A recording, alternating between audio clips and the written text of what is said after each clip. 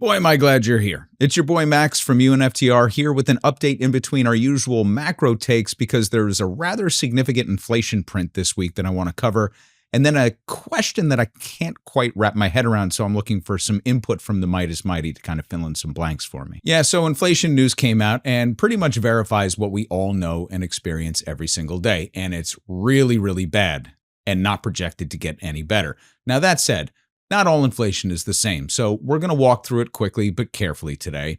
And I do have a sliver of positive, if not surprising news, just to help the medicine go down.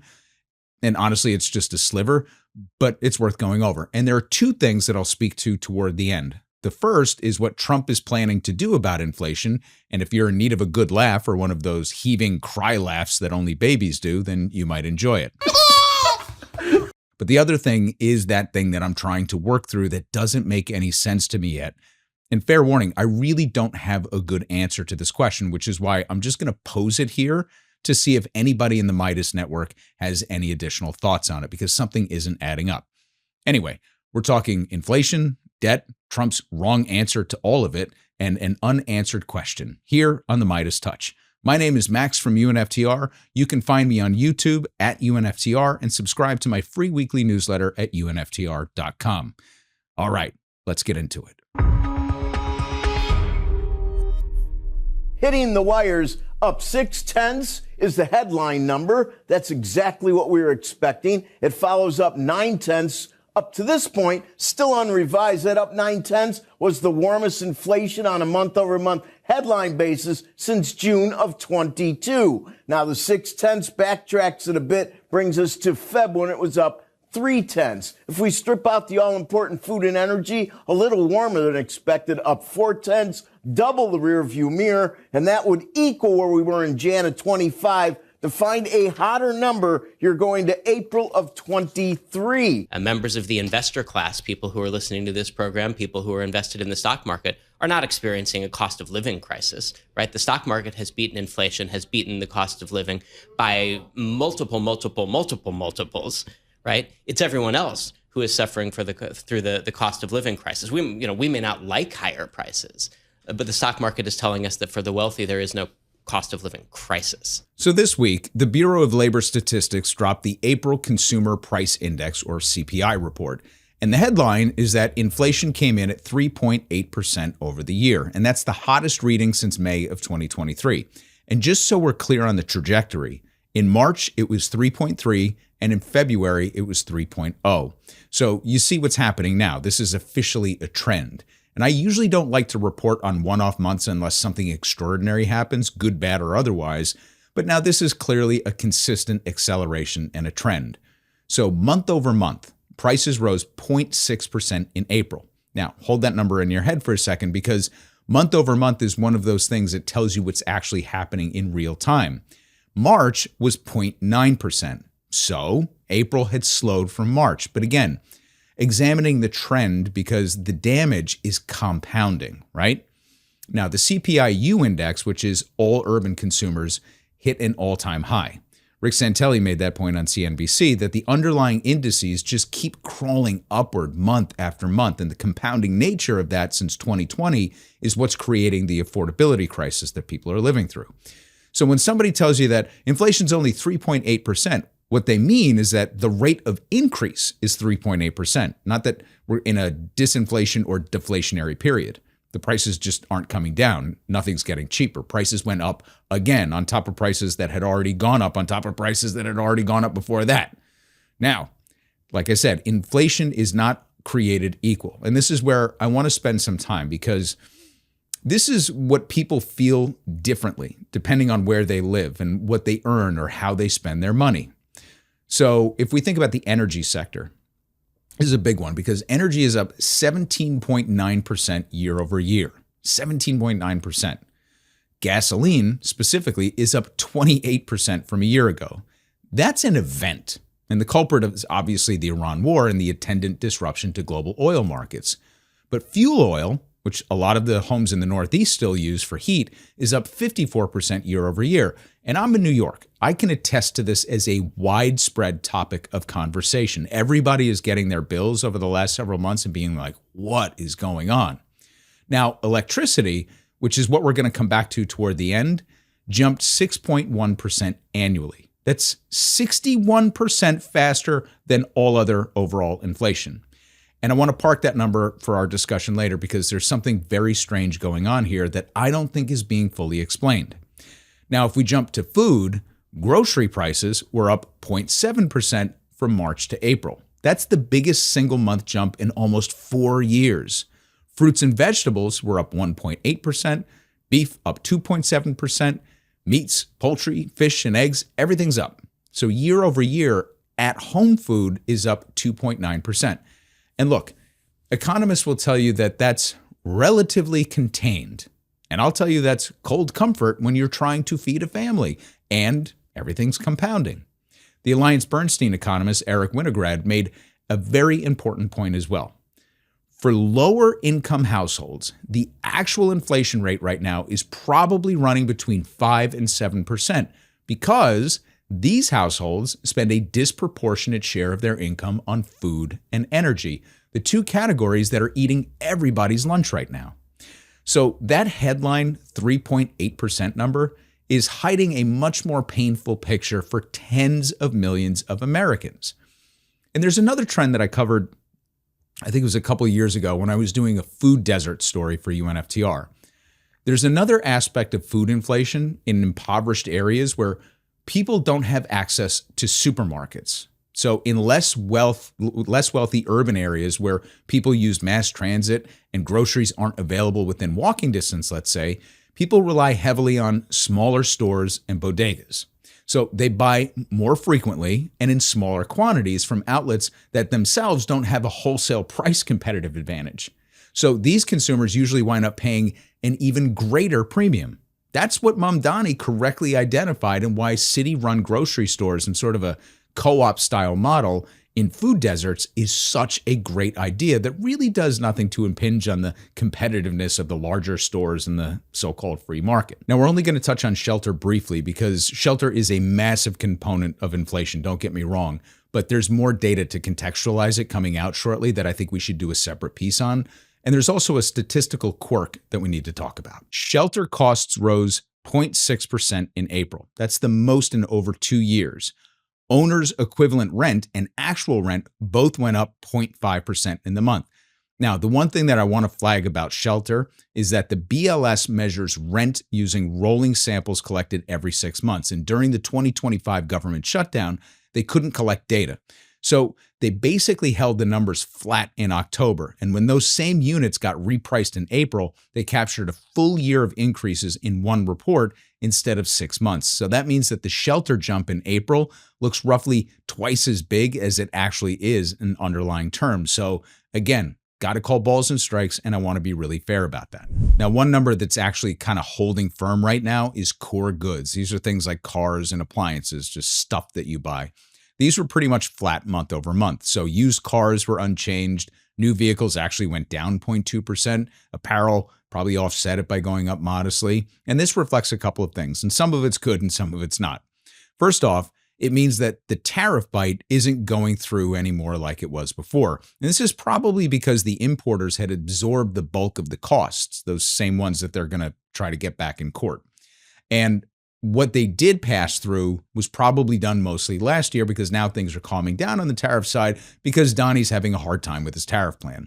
Now, we're not through the woods yet because the overall goods inflation is still with us. And the PPI numbers, that's the Producer's Price Index, suggest that there's, even prior to the Iran war, the price of goods and services were going to inflate by the summer months. So we're still in that wait and see period. The wage number, which is always the piece that matters the most to inflation, because if everything's going up, but so's your income, it doesn't feel as bad, right? Real average hourly earnings fell 0.3% from a year ago. That's the first annual decline in real wages in 3 years. And what that means in plain English is if you got a raise, inflation ate it and then some. So wages rose, but inflation rose faster. Your purchasing power declined in real time.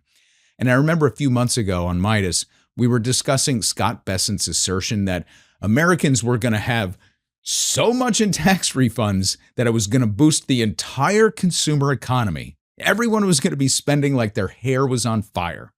Well, not that I want to rage bait everybody, but this kind of made my blood boil because we got the April Treasury report, and it shows that under the first 7 months of Trump's first full year of the budget, because we're now in his fiscal year now, so we can see these figures in real time, individual refunds were up about 11%. The rage bait part of it is that corporate refunds were up 60%. But back to you and me.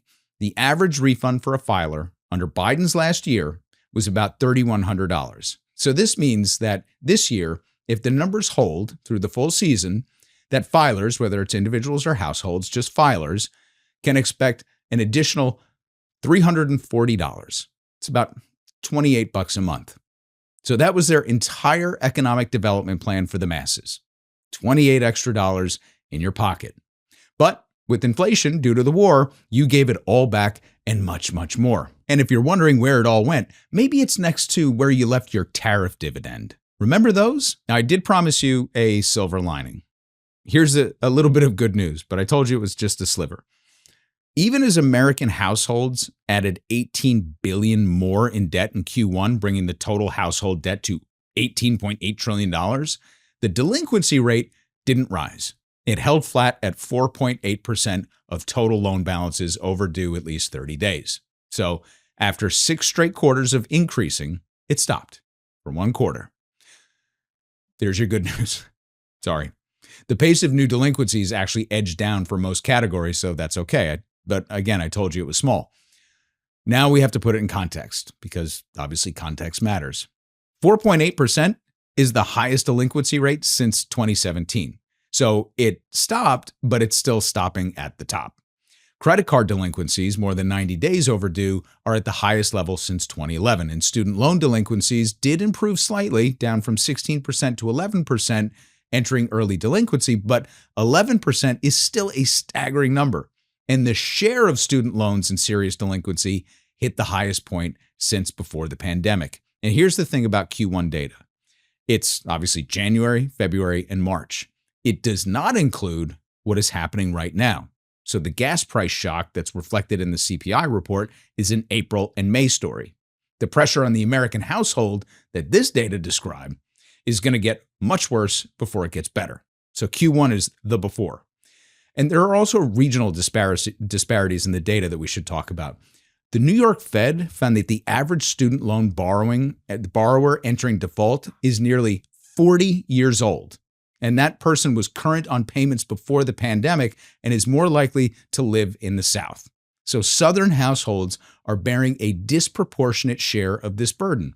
And with federal support cuts layered on top of it and the labor market being deeply uneven between coastal metro areas and rural communities, I think we're going to see some state budgets in serious trouble. So now typically when we hit a situation where inflation is the big headline story, people actually don't turn to the government. They turn to the Fed. The Fed is supposed to be the one with the big time policy response to reduce inflation.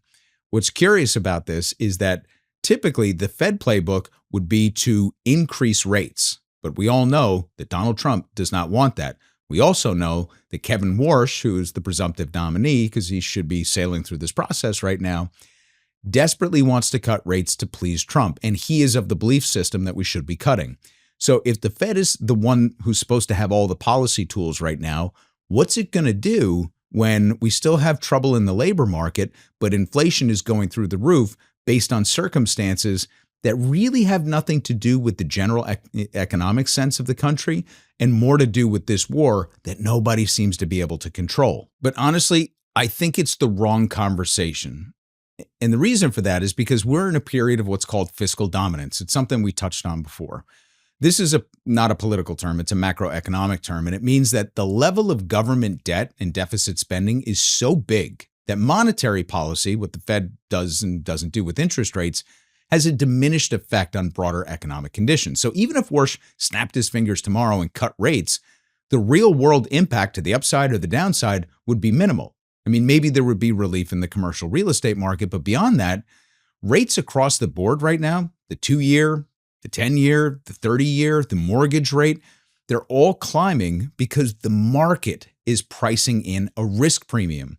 And the risk premium, politely stated, is that The country is being run by a crazy person, so nobody inherently trusts our chaotic and destabilizing decision-making. See, the market doesn't trust the long-term trajectory of the country because they know we don't have a plan. So rates keep going up and up and up. And the Fed's overnight rate, which is that narrow band that monetary policy actually controls in real time, is mostly irrelevant to this entire dynamic because that's the 24-hour money that's backstopped by the Fed. In the real world, you're living in a high interest rate environment that Kevin Warsh can't fix. Second, it's not his call, alone at least. There are 12 people on the FOMC who make rate decisions, so he doesn't have the votes. So the idea is that the new chair walks in and reprices the economy. It's fantasy.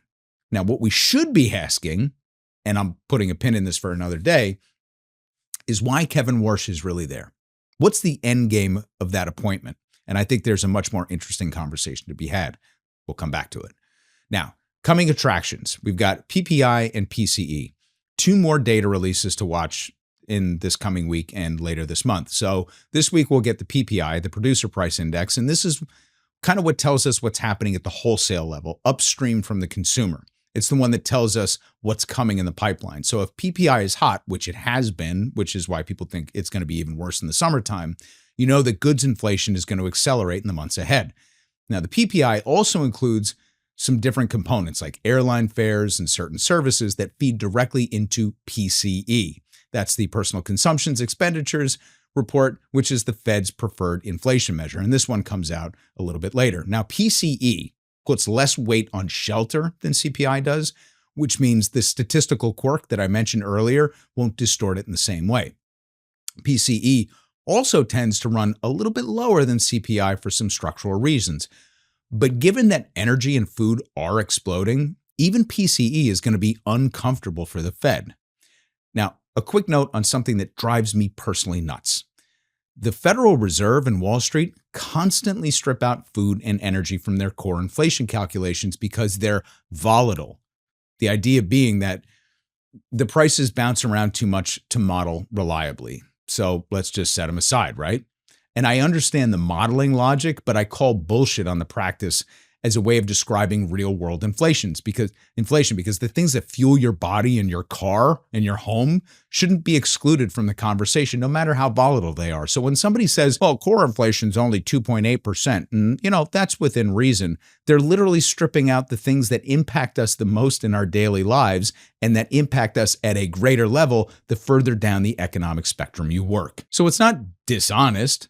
It's technically defensible, but it's a choice. And it's a choice that makes inflation look more contained than it is for the people who need to be most concerned about it. Now, before we get to the thing that's vexing me, I want to play a little something that we developed on UNFTR for moments exactly like this one. You ready? It's the worst acronym ever made up, and we realize now it was a stupid thing to do. It stands for pissing in the ocean to warm it up. It's time for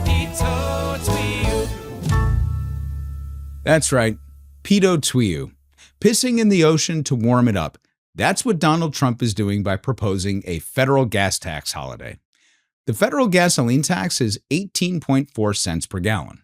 So with gas approaching $4.50 to $5 a gallon in most markets, that's a discount of roughly 4%, which sounds like something until you realize that, 1, he needs congressional approval and has shown zero ability to move legislation on anything that requires sustained attention from him.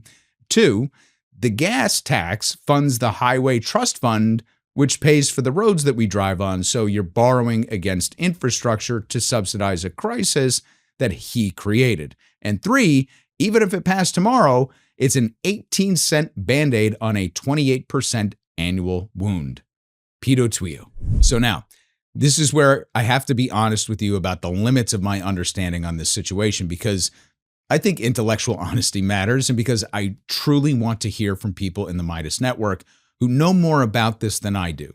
So some of you might know the name Ed Zitron. He's a journalist who's been doing meticulous, detailed work for the last couple of years, calling BS on the AI industry, specifically on the economic and financial promises being made by the big tech companies. He's one of a handful of tech writers and creators that I follow, like Molly White is terrific, and Nate B. Jones is doing a great job online. So Zitron writes a newsletter that's called Where's Your Ed At? And I'll drop a link to it in the description. He's prolific, funny, and does the kind of primary source number crunching that most media outlets simply don't do anymore. And he just published a piece titled, Where Are All the Data Centers? And the timing was impeccable because it speaks directly to the energy story inside this CPI report. So let me lay out his core argument as best as I can. The AI industry has made enormous promises about data center construction. Amazon, Google, Meta, Microsoft, together, they've spent $800 billion in capital expenditures over the last 3 years. And they call them the hyperscalers, right? The term for massive cloud computing companies that have announced facility after facility in these dramatic press releases. NVIDIA claimed 6 million Blackwell GPUs shipped. Stargate, the joint OpenAI Oracle SoftBank project, promised $500 billion in AI infrastructure. Microsoft claimed that the company's adding 1 gigawatt of data center capacity per quarter. So Zitron went looking for all of this capacity. And here's what he found. Most of it isn't online yet. So when you actually look at construction timelines, a modest data center takes 18 to 24 months from groundbreaking to operation. The large campuses take much, much longer. And when you audit what's verifiably online versus what's been announced, the numbers aren't adding up. So Microsoft's Wisconsin facility has 1 building testable as of April 2026 out of a multi-building campus. Now, you probably heard about Stargate's Abilene facility, the 1.2 gigawatt facility that's going to be the biggest one and everybody's involved in it, and it's coming any minute now, 1.2 gigawatts. Well, right now it has 2 buildings online with about 206 megawatts. So, and he has multiple examples of this kind of stuff, of just falling short of what the estimates have been. And he estimates that across the entire industry, no more than 3 gigawatts of total capacity has actually been switched on over the last 2 years. Meanwhile, demand claims have been used to justify $800 billion in spending, massive GPU orders, NVIDIA's profits through the roof and all that, right? And partnership agreements that total another $750 billion in remaining performance obligations. And that's just from Anthropic and OpenAI, going to AWS, Google Cloud, and Azure. So here's my question. And this is where I genuinely don't have a satisfying answer yet. Electricity prices, part of this big CPI print that we just went through, they rose 6.1% year over year in April. So that's 61% faster than overall inflation. And the explanation that we've been getting is data center demand is straining the grid. AI is just eating electricity. And that's not wrong because data centers are enormous power consumers. And the ones that are online are running hot. But if Zitron is right and his sourcing seems to be pretty meticulous and there's other journalists that are kind of backing up this level of reporting, what's actually online is just a fraction of what's being claimed. So I'm not sure we can fully account for a 6.1% spike in electricity. So is it demand from data centers? Is it anticipated demand baked into utility pricing and wholesale energy contracts? Is it grid inefficiency, an infrastructure failure that's independent of AI? Is it energy companies pricing opportunistically because there's political cover from AI's eating the grid narrative? Is it the Iran war? No, not yet. So lawmakers are already attacking utilities. Regulators are questioning whether the design of the U.S. grid is even functional. So I don't have a clean answer here. What I have is a suspicion that the energy price story in this CPI report is more complicated than data centers use electricity. So I think the answer is layered, probably. It's AI demand, grid dysfunction, geopolitical shock, and probably some degree of utility opportunism. But I don't think that anyone has done the definitive analysis that untangles these trends cleanly. And that's one of the things that really pisses me off about the lack of accountability in this administration, because these are real-world, real-time issues that need oversight and explanations. I mean, it's bad enough that we've given up on legislating AI in any meaningful way after every engineer involved in it wrote the government and said, you should probably slow us down. I mean, everything this administration does is so reckless that it's wild. So if you're out there in the Midas network and you work in energy, grid infrastructure, utility regulation, or even AI infrastructure, I genuinely want to hear from you in the comments with links to any information that you know about it, because this isn't an academic question, right? A 6.1% jump in electricity costs is real money coming out of real paychecks. And we deserve a better answer than AI is hungry. So here's where we land today. Inflation is back and it's accelerating. We got 3.8% year over year, driven by an energy shock that's directly tied to the war in Iran. Layered on top of housing costs that were already too high and grocery bills that have been grinding people down for years. Real wages on the other side of the equation, but equally as important, fell for the first time in 3 years. So the people feeling it the most are the people who spend the most on food and energy as a share of their income, which is, to be direct, the working class and the lower income Americans in this country. The policy response from the White House is a gas tax holiday that requires congressional approval and would save the average driver roughly 18 cents a gallon, and it's probably not going to happen because he'll forget about it by the time he gets back from China. So there you go. There's a genuine look into the thing that's eating our paychecks and our savings. I'm Max from UNFTR for the MeidasTouch Network. You can find me at UNFTR on YouTube and Blue Sky, and don't forget to sign up for our free weekly newsletter at UNFTR.com. Thanks for hanging with me, and I'll catch you online. Want to stay plugged in? Become a subscriber to our Substack at MeidasPlus.com. You'll get daily recaps from Ron Filipkowski, ad-free episodes of our podcast, and more exclusive content only available at MeidasPlus.com.